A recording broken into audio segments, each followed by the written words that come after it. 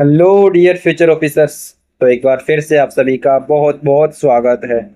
तो जैसा कि आपने थंबनेल पर भी देखा होगा, आज का जो वीडियो है हमारा, वो चूंकि हम पहले भी कुछ अवार्ड्स एंड स्पोर्ट्स से रिलेटेड न्यूज़ है ना, उसमें भी कवर कर चुके हैं।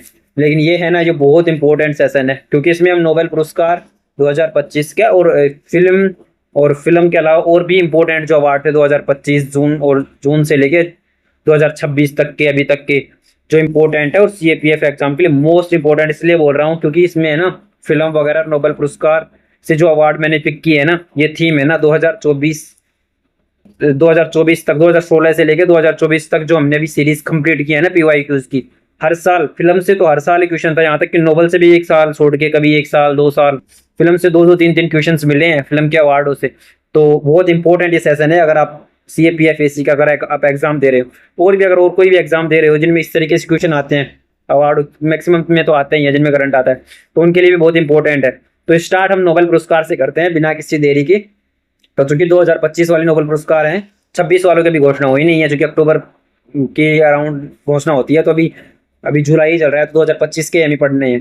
तो 6 श्रेणियों में दिए जाते हैं स्टेटमेंट। एक स्टेटमेंट बना सकता है कि नोबेल पुरस्कार कितनी श्रेणियों में दिया जा सकता है। स्टेटमेंट में 5 दे दे, 4 दे दे तो गलत होगा वो। 6 श्रेणियाँ कौन सी? शांति, साहित्य, फिजिक्स हो गया, केमिस्ट्री हो गया, चिकित्सा जो जिसमें मेडिसिन जिसको बोलते हैं, और एक अर्थशास्त्र है ना। मूल तो नहीं था, ये बाद में जोड़ा गया था।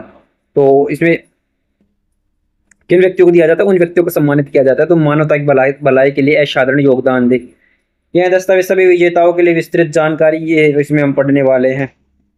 बहुत सारे अवार्ड। तो पहला जो है सबसे important award, most most important, most important क्यों? क्योंकि शांति का नोबेल पुरस्कार है, इस बार सबसे ज्यादा इम्पोर्टेंट है। क्यों इम्पोर्टेंट है? क्योंकि किसको दिया गया है?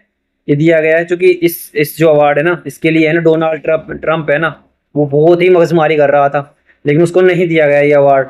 तो दिया किसको गया? ये मारिया कोरिना, जो मचाडो मसाडो इसमें लिखा हुआ है, इसको MACHDO इसकी मीनिंग हो गई। तो कौन थी? ये वेनेजुएला की थी। और इसलिए भी इम्पोर्टेंट है ये क्योंकि जो वेनेजुएला के जो राष्ट्रपति थे उनको इस साल ही अमेरिका के द्वारा उठा लिया गया था, तो इसको भी हम देखेंगे आगे।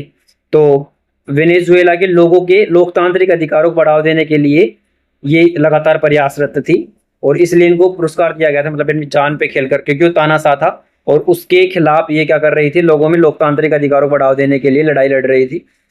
तो इसको ये अवार्ड दिया गया था। बाद में इसने एक राजनेता एवं मानव अधिकार कार्यकर्ता हैं, ये कौन? जो मारिया कोरिना मसादो है। इन्होंने अपने देश में लोकतंत्र की बहाली के लिए अथक संघर्ष किया था। पृष्ठभूमि की इस मतलब कुछ डिटेल्स भी मैंने दी हैं इस तरीके से अवार्ड्स की, क्योंकि ये है ना ज़्यादा इंपॉर्टेंट है। स्टेटमेंट बेस में पूछे तो भी आप कर सको। इसके लिए पृष्ठभूमि की बात करें तो ये जो है वेनेजुएला के एक प्रमुख विपक्षी नेता है, लंबे समय से सत्ता में सत्तावादी शासन के खिलाफ आवाज उठा रही है। उपलब्धि इनकी यही है कि उन्होंने वेनेजुएला में नागरिकों के मूलभूत लोकतांत्रिक अधिकारों की रक्षा के लिए निरंतर संघर्षरत रही है, और अंतर्राष्ट्रीय मंच पर भी इन्होंने इस मुद्दे को लगातार उठाया है। और इनका जो महत्व है ना, यह पुरस्कार लैटिन अमेरिका के लोकतंत्र की लड़ाई को वैश्विक मान्यता प्रदान करता है। लैटिन अमेरिका मतलब जो दक्षिण अमेरिका है ना, उसमें मानवाधिकार कार्यकर्ताओं को प्रोत्साहित करने के लिए दिया गया है। तो याद रखना है किसको दिया गया है? मारिया कोरिना मसादो, कहाँ के? वेनेजुएला को नोबेल पुरस्कार किसमें? शांति के फील्ड में दिया गया है। तो चूंकि डोनाल्ड ट्रंप खूब कोशिश किया था लेकिन उसको दिया नहीं गया था। ये बाद में चाहे ये न्यूज़ भी आई होगी कि बाद में इन्होंने ये किसको सौंप दिया था, डोनाल्ड ट्रंप को, लेकिन मैन तो नाम तो इन्हीं का रहेगा ना। नोबेल पुरस्कार, साहित्य का नोबेल पुरस्कार, अब देखो हमने शांति का देखा, छह श्रेणियां हैं। अब साहित्य का देखेंगे। साहित्य का दिया गया था लास्लो क्रेजन होरकोई जो है, ये कौन है? हंगरी के महान लेखक उपन्यासकार लास्लो क्रेजना होरकाई को साहित्य के क्षेत्र में इस वर्ष का नोबेल पुरस्कार दिया गया। तो इतने डिटेल्स मैंने क्यों बता रहा हूँ? अब मैं सीधा भी बता सकता था कि ये लास्लो क्रेजना होरकाई को दिया गया है, नहीं, क्योंकि अभी आपने सीएससी का अगर पेपर देखा हो 2026 का, तो उसमें जो नोबेल पुरस्कार से क्वेश्चन आया था उसमें इतने डिटेल से पूछ रखा था ना, वो यूपीएससी कंडक्ट करवाता है, उसका एग्जाम भी इतने डिटेल से पूछ रखा था कि जो जिस प्रोफेसर को ये दिया गया था, वो जिस टाइम इसको अवार्ड दिया गया था वो क्या कर रहा था उस टाइम पे, इस तरीके से पूछा गया था यूनाइटेड किंगडम से। तो इसमें थोड़ी थोड़ी डिटेल्स मैंने लाने की कोशिश की है। तो कौन थे ये जो साहित्य के अवार्ड जीतने वाले? अंग्रेजी के महान लेखक एवं उपन्यासकार थे, और ये अपनी जटिल भाषा शैली, दार्शनिक गहराई, मानवीय अस्तित्व की पड़ताल एवं विश्व भर में जाने जाते हैं। ये यूरोपीय साहित्य के सबसे चुनौतीपूर्ण एवं पुरस्कृत कृतियों में से गिनी जाती हैं। हंगरी के सबसे प्रतिष्ठित उपन्यासकार हैं। जटिल एवं दार्शनिक लेखन शैली एवं यूरोपीय साहित्य में अग्रणी स्थान इनका है, इसलिए इनको किसको लास्लो क्रेस्जिनापोरकाई को जो नोबेल पुरस्कार है साहित्य का, लिटरेचर का, वो दिया गया है।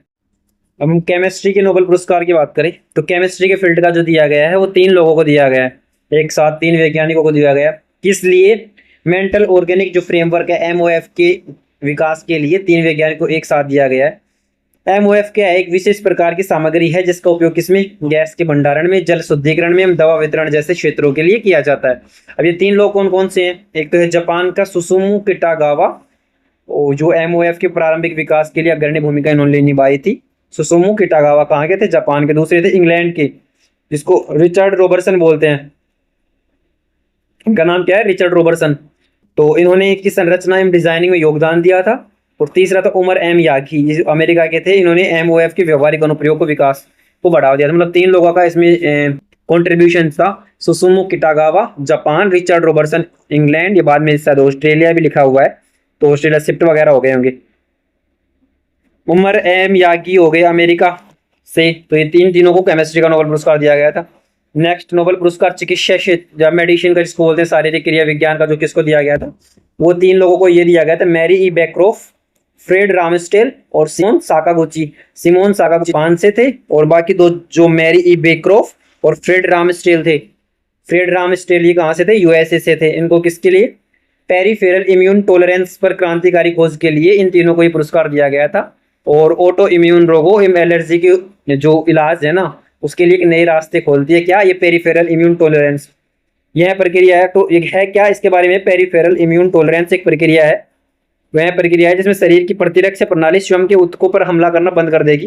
जो प्रतिरक्षा प्रणाली है ना, खुद के ऊतकों पर वो हमला करना क्या करेगी? बंद कर देगी। और यह खोज कैंसर एवं ऑटो इम्यून रोगी के उपचार के लिए क्रांति ला सकते हैं। तो इसके लिए क्या नोबेल पुरस्कार इन तीनों को दिया गया है। नोबेल भौतिकी का, फिजिक्स का और अब हम इकोनॉमिक्स का देखें तो फिजिक्स का किसको दिया गया है? क्वांटम मैकेनिकल टनलिंग एवं ऊर्जा जो क्वांटाइजेशन है ना, उसकी खोज के लिए दिया गया है फिजिक्स का। किसकी खोज के लिए? क्वांटम मैकेनिकल टनलिंग एवं ऊर्जा क्वांटाइजेशन के लिए। किन किन को दिया गया है? जॉन क्लार्क को, जो ब्रिटेन के थे, माइकल एच डेवोरेट फ्रांस के, जॉन एम मार्टिनिस अमेरिका के। एक ब्रिटेन के कौन थे? John Clarke, Michael H Devoret France, John M Martinis America. तो इनको इलेक्ट्रिक सर्किट में क्वांटम मैकेनिकल टनलिंग एवं एनर्जी क्वांटाइजेशन की खोज के लिए सम्मानित किया गया था। यह खोज क्वांटम कंप्यूटर के विकास के लिए महत्वपूर्ण भूमिका निभाती है। तो ये फिजिक्स के जो नोबेल पुरस्कार थे। इसके अलावा इकोनॉमिक्स की बात करें तो इकोनॉमिक्स का अवार्ड जो दिया गया था वो तकनीकी एवं आर्थिक विकास के लिए दिया गया था। और किन किन को दिया गया था? जोएल मोगेर अमेरिका के थे, फिलिप अगियन फ्रांस के और कनाडा के पीटर होवेट। किस किस को? Joel Mokyr America, Philippe Aghion France, Peter Howitt Canada को यह पुरस्कार इस खोज के लिए दिया गया था कि कैसे कई तकनीकी निरंतर आर्थिक विकास को बढ़ा सकती हैं। कोई भी तकनीकी है ना, कैसे किसी इकोनॉमिक डेवलपमेंट ग्रोथ को कैसे बढ़ा सकती है, इसके विकास के लिए इन तीनों को, एक अमेरिका, एक फ्रांस, एक कनाडा से ये वैज्ञानिक थे, इनको दिया गया था इकोनॉमिक्स का जो अर्थशास्त्र का जो अवार्ड है। क्योंकि इसको एक बात याद रखना, अर्थशास्त्र का अवार्ड है ना, मूल जब नोबेल पुरस्कार स्टार्ट हुए थे ना, उस श्रेणी में शामिल नहीं थे, इसको बाद में जोड़ा गया था। इस शोध एवं नीति निर्माताओं की तकनीकी प्रगति एवं आर्थिक विकास के संबंध में मदद मिलती है। क्योंकि इनके जो नाम है ना वैज्ञानिकों के, हो सकता है थोड़े से बोरिंग लगे आपको, याद नहीं होंगे एक बार में, लेकिन आप 2 बार 3 बार लिख के या फिर 2 बार बार क्लासेस को सुनोगे ना, तो ये आपको याद हो जाएंगे। जैसे ही आपको क्वेश्चन दिखेगा सामने तो आप सटीक से, मतलब तुरंत से उसको क्या कर दोगे? आंसर दे दोगे, क्योंकि आपके सामने ऑप्शन लिखे होंगे। तो इसको 2-3 बार देख सकते हैं या फिर लिख के भी याद कर सकते हैं। अब हम भारत के नेशनल स्तर पर और कोई जो अन्य जो पुरस्कार थे इंपॉर्टेंट जो रहे हैं उनको देख लेते हैं। तो जो पद्म पुरस्कार दिए गए 2026 के, वो 131 पुरस्कार दिए गए, जिनमें 5 पद्म विभूषण, 13 पद्म भूषण और 113 पद्मश्री है, जो देश के सर्वोच्च नागरिक सम्मान है। तो 131 पुरस्कार दिए गए किसके? पद्म पुरस्कार के रूप में। इसके अलावा प्रोफेसर MS स्वामीनाथन अवार्ड दिया गया 2026 को। किस लिए दिया जाता है? दिया किसको गया? पहली बात तो डॉक्टर श्रीनिवास राव को। और दिया किस लिए? कृषि, क्योंकि डॉक्टर MS स्वामीनाथन को हरित क्रांति के जनक कहा जाता है ना, कृषि से संबंधित हो गया तो कृषि विज्ञान को उत्कृष्ट योगदान के लिए यह पुरस्कार दिया जाता है। Doctor M S Swaminathan award 2026 किसको दिया गया है? डॉक्टर श्रीनिवास राव को। और ये दादा साहब फाल्के पुरस्कार कितनी बार पूछा जा चुका है? 2025 का है। मलयालम जो महानायक है ना मोहनलाल को भारतीय सिनेमा में जीवन भर के योगदान के लिए सर्वोच्च सम्मान है मोहनलाल को दिया गया। किससे? मलयालम महानायक थे, मलयालम फिल्मों से संबंधित थे। तो दादा साहब फाल्के अवार्ड किसको दिया गया? मोहनलाल को। यहाँ तक कि 2024 का किसको दिया गया था? जो मिथुन चक्रवर्ती है ना उनको दिया गया था। 60वां जो ज्ञानपीठ अवार्ड है ना 2025 वो तमिल कवि है आर वेराथू, उनको मिला है। 59वां किसको था? विनोद कुमार शुक्ला को दिया गया था। अलग अलग भाषाओं के हिसाब से ये अवार्ड दिया जाता है। तो 60वां किसको मिला है? तमिल कवि थे आर वेराथू, उनको मिला है, याद रखना। और इससे पिछला वाला किसको था? विनोद कुमार शुक्ला को था। तो ये इंपॉर्टेंट अवार्ड थे। अब फिल्म अवार्ड आ रहे हैं तो इन अवार्ड्स को ना आपको बिठा लेना है जहन में अच्छे से, क्योंकि सबसे फेवरेट अगर सीएपीएफ के करंट अफेयरों में से कोई क्वेश्चन है तो ये फिल्म अवार्ड है। आपको यदि बिलीव नहीं है तो आप वो जो सीरीज जो मैंने स्टार्ट की है उसको देख सकते हो। आप पीवाईक्यू अगर आपने पढ़े होंगे तो आपको तो कोई शक ही नहीं होगा। फिर ऑस्कर 2026 की बात करें तो ये किसको दिया गया है? जो बेस्ट फिल्म थी वो थी वन बैटल आफ्टर अनोदर, एक युद्ध आफ्टर अनोदर, मतलब एक के बाद एक युद्ध, वन बैटल आफ्टर अनोदर। और बेस्ट एक्टर का जो ऑस्कर अवार्ड था वो दिया था माइकल बी जॉर्डन को। और बेस्ट एक्ट्रेस जो है हीरोइन वो जेसी बैकले को। तो ये माइकल बी जॉर्डन एक्टर, जेसी बैकले एक्ट्रेस होगी। और वन बैटल आफ्टर अनदर की बात करें तो बेस्ट फिल्म हो गया ऑस्कर 2026। गोल्डन ग्लोब 2026 की बात करें तो जो बेस्ट ड्रामा है ना the pit, best musical comedy किसको दिया गया? One battle after another. तो ये गोल्डन ग्लोब जो अवार्ड है 2026 इसका जो बेस्ट म्यूजिकल या कॉमेडी है ना वो भी इसी को दिया गया है जिसको बेस्ट फिल्म या नोबेल जो ऑस्कर अवार्ड मिला है ना, तो उसी फिल्म को वन बैटल आफ्टर अनोदर को भी गोल्डन ग्लोब अवार्ड 2026 दिया गया। और बेस्ट ड्रामा फिल्म कौन सी थी? डेपिट को दिया गया है। इसके अलावा फिल्म फेयर अवार्ड की बात करें तो इससे भी बहुत ज्यादा क्वेश्चन पूछा जाता है। बेस्ट फिल्म थी लापता लेडीज को। और बेस्ट डायरेक्टर किरण राव थी, इनको ये दिया गया फिल्म फेयर अवार्ड 2025। अब ये बाफ्टा अवार्ड है ना ये सबसे इंपॉर्टेंट है इस साल के लिए, क्योंकि ये पहली बार ऐसा था कि भारत की कोई फिल्म है ना जो कि भारत की फिल्म थी जिसका नाम था बोंग। और ये है मणिपुर से संबंधित है, मणिपुर से संबंधित ये फिल्म है। मणिपुर वैसे भी पूरी साल भर चर्चा में रहा है राष्ट्रपति शासन की वजह से। तो बोंग जो फिल्म थी उसको पहली बार बेस्ट चिल्ड्रंस जो है ना वो फिल्म उसका अवार्ड मिला है बाफ्टा का। वो कहाँ दिया जाता है? ये इंग्लैंड में दिया जाता है, ब्रिटेन में।